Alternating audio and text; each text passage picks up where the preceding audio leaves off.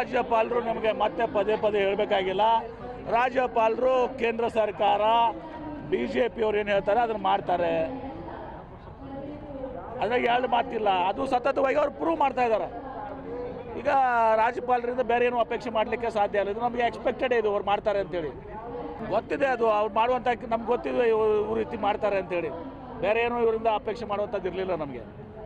ನಮ್ಮ ಗವರ್ನರಿಂದ ಇಷ್ಟೇ ಎಕ್ಸ್ಪೆಕ್ಟ್ ಮಾಡೋಕ್ಕೆ ಸಾಧ್ಯ ಇದೆ. ಯಾಕಂದರೆ ಇದು ಕೇವಲ ಕರ್ನಾಟಕದಲ್ಲಿ ಅಷ್ಟೇ ಅಲ್ಲ, ಇಡೀ ದೇಶಾದ್ಯಂತ ಇವತ್ತು ಎಲ್ಲೆಲ್ಲಿ BJP ಏತರ ಸರ್ಕಾರಗಳಿವೆ ಅಲ್ಲಿ ಗವರ್ನರ್ ಮುಖಾಂತರ ಆಡಳಿತ ನಡೆಸಬೇಕು ಅಂತಕ್ಕಂಥದ್ದು ಭಾರತೀಯ ಜನತಾ ಪಾರ್ಟಿ ಹುನ್ನರ ಇದೆ.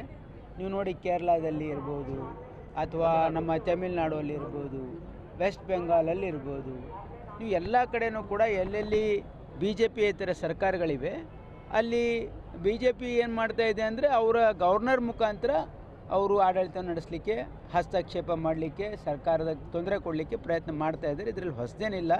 V are expecting this from the BJP. ನೀವು ಅವರಿಂದ ಇದೇ ನಿರೀಕ್ಷೆ ಮಾಡ್ಬೋದು. ಮುಂದೆ ನಾವು ನೋಡ್ತೀವಿ ಈಗ ನೋಡಿ, ಈ ಕಾನೂನು ಸಾರ್ವಜನಿಕ ಹಿತಾಸಕ್ತಿಯಿಂದ ತಂದಿದ್ದು.